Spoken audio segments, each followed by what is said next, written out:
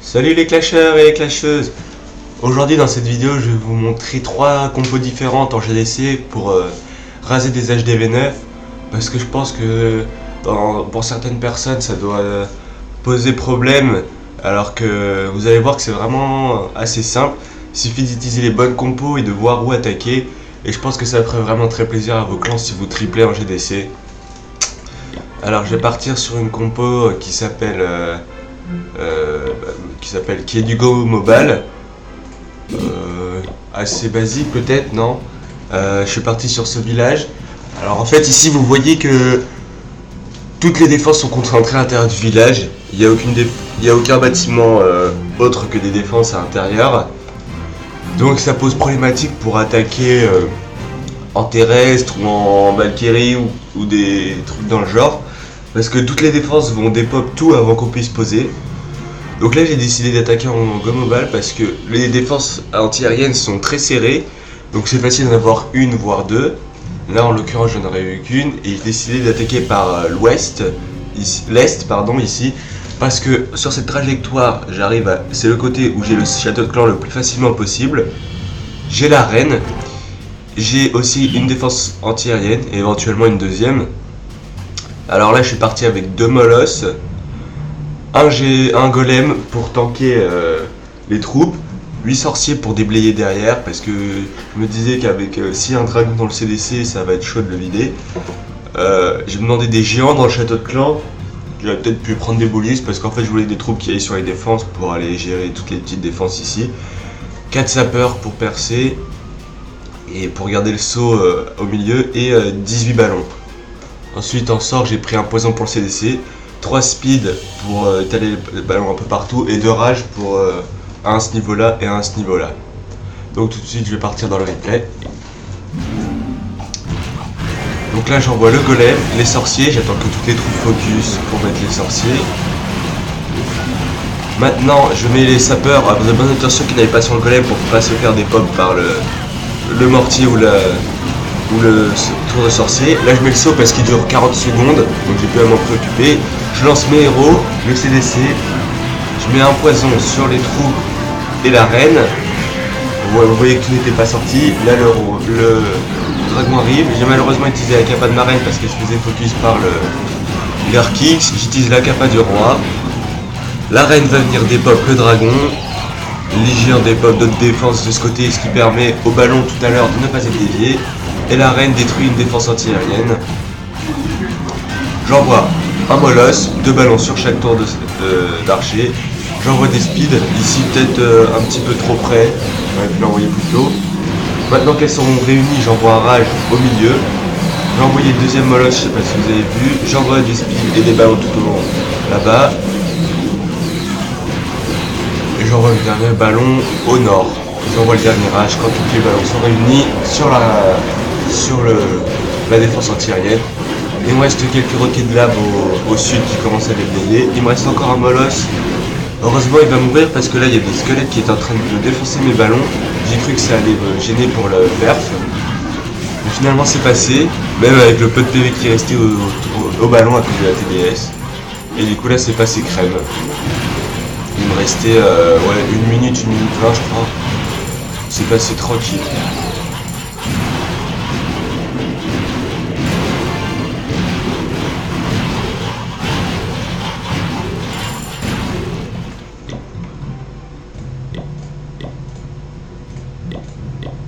Voilà, donc tout de suite on passe au second replay qui est du GOG. Une compo peut-être oubliée mais qui marche encore vraiment, parce que là le village est peut-être plus étendu que l'autre, mais vous voyez qu'une fois de plus toutes les défenses sont concentrées au milieu, mais avec de l'espace cette fois. Donc vous pouvez vous dire qu'il y aura des doubles bombes, mais maintenant elles ne font plus d'effet sur les cochons, elles ne les one-shot plus. Donc vu qu'il y a de l'écart, ça laisse de l'aération dans le village et ça permet aux cochons de ne pas se faire target par tous les bâtiments à la fois. J'ai décidé d'attaquer par le bas parce que je pouvais avoir le mortier, le canon, un autre mortier, la tour d'archer, l'arc X et la tour à bombe juste avec ma P1. Ensuite avoir les héros parce qu'ils étaient collés l'un l'autre. Et du coup avoir le CDC par la suite parce que c'est très important d'aider les CDC en Gohog parce que le Gohog ça perf ou ça rate. Donc je suis parti par le bas, je vais lancer le gameplay. Un golem ici, j'en ai pris 2 cette fois, j'ai voulu assurer la P1. Mais 25 cochons c'est assez. J'ai pris 8 sorciers pour avoir un sorcier par bâtiment. Et ça a tout déblayé là. Comme ça les héros ne tournent pas, je pose mes 2 héros. Voilà, vous pouvez vous dire que les golems meurent peut-être assez vite, les sorciers disparaissent aussi, mais vous allez voir que ça passe vraiment très crème. Là, les troupes du CDC sortent, c'est parfait, elles sont regroupées autour des héros, donc je balance le poison qui va tout gérer. Il n'y a déjà plus de troupes grâce au roi, la reine est en train de gérer le dragon qui ne fait pas beaucoup de dommages. Je commence à envoyer des cochons par le sud, 3 sur le canon, 3 sur la tour d'archer, j'en envoie d'autres sur la tour d'archer. Ensuite sur le canon, et j'ai occupé toute la partie ouest avec des cochons. Je vois le premier soin une fois qu'ils sont tous réunis.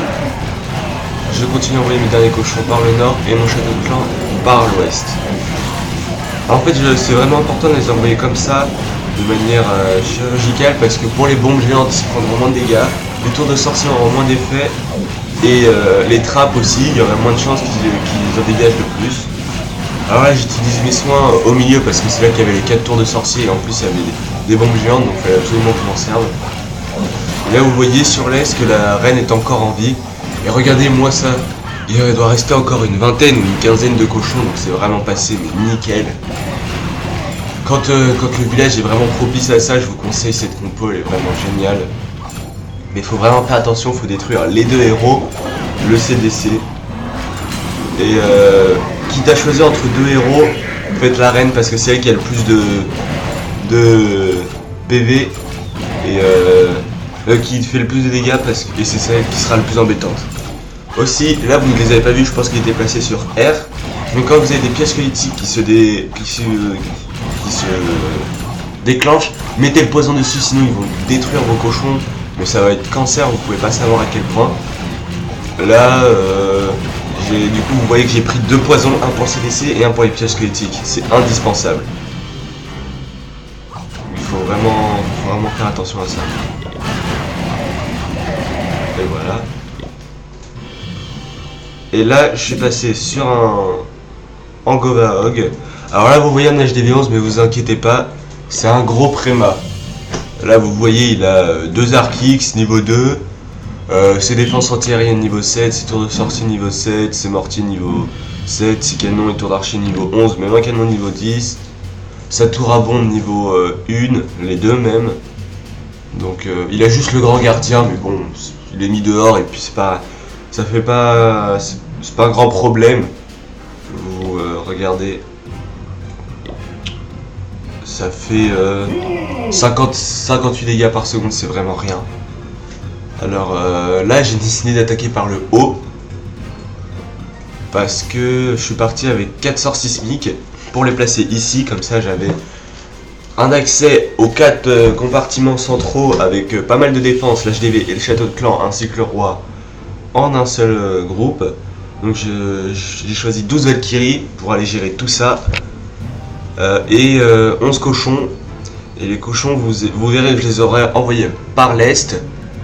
Au début j'aurais préféré les envoyer par l'ouest parce que j'aurais eu la tour à bombe comme ça, l'arc X, la tour d'archer, et il y avait c'était plus entre guillemets éloigné du centre, mais j'ai pas choisi, c'est vraiment à cause de ça, parce qu'il y avait la reine des archers et elle aurait vraiment fait un travail cancer contre nos cochons parce qu'elle fait 150 dégâts par seconde même au niveau 8.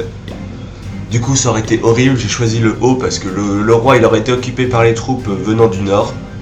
Et les troupes du nord et les cochons se seraient réunis, ça aurait été parfait pour les soins. Donc là je vais partir directement dans le gameplay. Voilà, donc j'envoie les 4 sorts sismiques ici, les remparts sont détruits et ça libère un passage.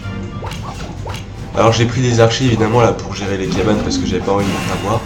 Alors grosse surprise, je n'ai jamais attaqué d'HDV11 comme ça, du coup je savais pas que c'était une défense le grand gardien. Mais ça va pas trop changer grand chose parce que du coup mes sorciers n'ont pas été focus par les trous et j'ai pu envoyer mes sapeurs tranquilles pour ouvrir. C'est le plus important. Et le golem est entré au milieu du coup.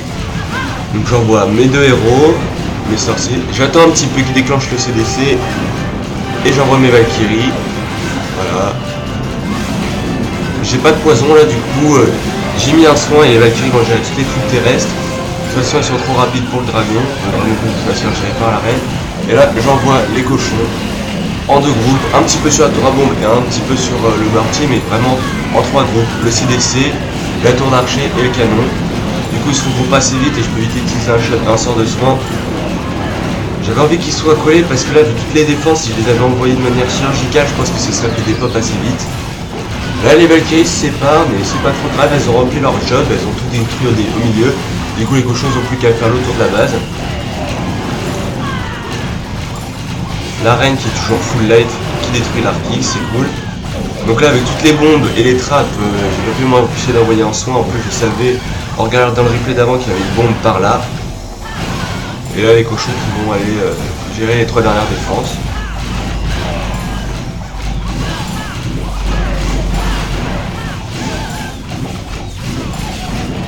Et voilà, donc c'est géré. J'ai même pas utilisé le power de ma reine. Et là, en fait, vous voyez que le mec, c'est un violon de préma qui avait 2 places en dessous de moi, mais dans ce clan, il est tombé que comme des grosses smurfs. C'était... il y avait que des villages comme ça. Regardez. Le numéro 1, il a des troupes GDC max alors qu'il est défense au niveau défense HDV 10. Ensuite c'est un HDV 10 max. Enfin pas les murs.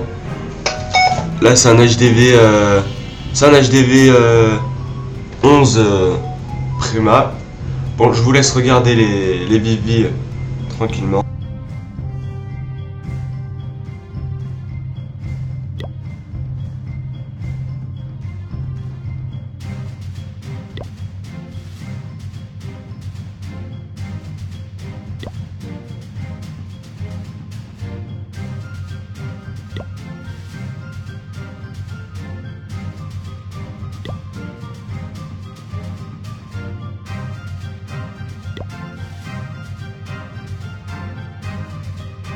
Voilà donc le village que j'ai attaqué.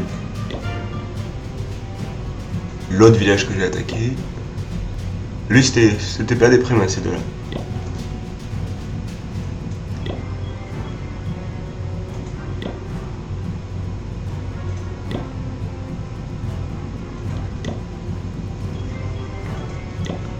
Là jusque là au milieu ça va. Là un gros smurf et regardez ses troupes. C'est une grosse merde. Là, regardez, il y a 3 tours de sorcier, mais sinon il fait du monocanon. Et regardez son laboratoire, il est niveau max. Bon, c'est pas en conséquence sur ses troupes, hein. Évidemment. Encore du monocanon, là non, il en a 2. Et il a le Warden, la reine niveau 13, alors qu'il est 19ème du clan. Il a les dragons max, les guérisseuses max, les mineurs max. Et là encore quasiment du monocanon, mais avec des troupes pourries. Tiens, le village du numéro 17 non, pas lui.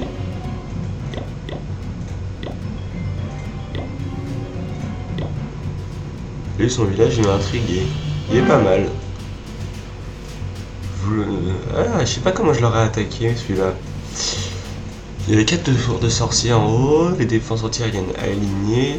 Là, je peux en défoncer 2.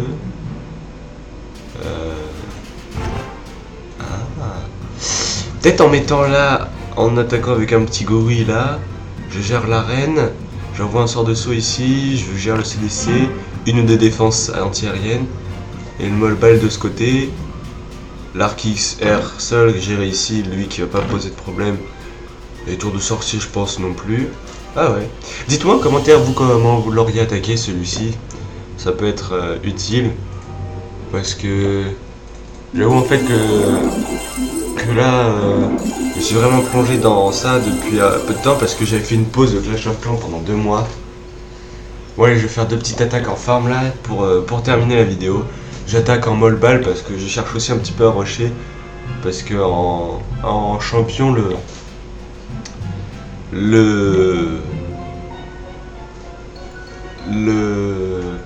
comment ça s'appelle? bonus de victoire est vraiment intéressant. Bon, là il n'y avait pas beaucoup de blagues, j'aurais pu attaquer. Mais non, je cherche vraiment Black et Xia. L'or ça monte tout seul de toute façon. Puis je cherche pas vraiment à me mettre à full or pour le bateau parce que je pense qu'en fait le bateau il est... Je pense pas que ça coûtait super cher de le réparer parce que je pense qu'il va être disponible dès l'HDV2. Et vous vous dites bien que en HDV2 ils vont pas réparer le bateau pour 1 million. Voilà, quand on est HDV2, le CDC il se répare pour 10 000. Donc peut-être que le bateau ce sera 40 ou 30 000. Histoire d'être assez cher pour les bas niveaux. Et bateau niveau genre 5 ou 6 équivalent à l'HDV9, ce sera peut-être 5-6 millions. Voilà. Et vu que c'est des améliorations, ça sera pas instantanément, donc j'aurai le temps de farmer. Ah là là, il n'y a que des villages pourris en ressources là. Et je sais pas si vous avez regardé la dernière vidéo du sneak peek du bateau, mais bon, où on va pas se mentir, elles sont un petit peu nulles, hein, je trouve aussi. Mais on voit que le chevaucheur de cochon aperçoit une terre. Ça sous-entend peut-être que c'est la dernière ou l'avant-dernière vidéo avant la sortie du bateau. J'espère en tout cas que ce sera vraiment très prochainement parce que j'ai vraiment trop hâte que ce nouveau mode de jeu sorte. Si c'en est un évidemment.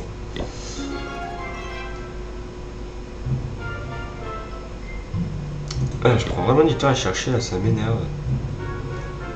Bon, le prochain mec à 200 000 de chaque, je la... Ah bah voilà! Un village compact, serré, bien gras en élixir et en élixir noir. C'est ça qu'on veut. Je vais attaquer sans plus tarder. Donc là j'attaque un peu à la wall again, pas comme au GDC, j'envoie mes 2 molosses et les ballons en ligne comme ça. Et après, au moins après son double pentail c'est bien pour le rage. Ne faites jamais ça en GDC. Là la reine elle va vraiment flasher. Je sais pas où ce sont les air sweepers. Ouais. Les quadruples Tesla vont vraiment m'embêter là, comme si j'avais besoin de ça. Il y a déjà les défenses antiaériennes pour m'emmerder. Bon, j'ai tout le carré central niveau défense, donc c'est cool. Je vais arriver avec mes héros tranquilles, posés. Si je pouvais avoir les réserves, toutes les réserves là, ce serait vraiment cool. Ouais, quitte à sacrifier mes héros de toute façon, c'est pas grave. Je comptais faire juste une attaque. Donc là on se met bien, on prend tout l'élixir noir. On a pris tout l'élixir pareil. On monte à 2 200 000 d'or. Regardez, ça monte encore. Voilà. L'élixir noir 78 000, c'est pas dégueu. On cherche à être à 100 000 parce que là les héros niveau 20 c'est plus vraiment gratuit là en élixir noir. C'était gratuit au début quand c'était pour chercher niveau 5 ou 10, mais là 100 000 d'élixir c'est chiant, ça prend genre une semaine alors qu'avant ça prenait 2-3 jours. Bon allez, ça arrive fini pour cette vidéo, j'espère qu'elle vous a plu et que surtout elle vous aura été utile. J'espère aussi que vous vous améliorerez en GDC et puis que ça vous aura donné envie de rejouer à Clash of Clans. Si vous aimez ça, mettez un pouce bleu. Merci et salut. Avant ça, je vais améliorer un petit rempart niveau 10.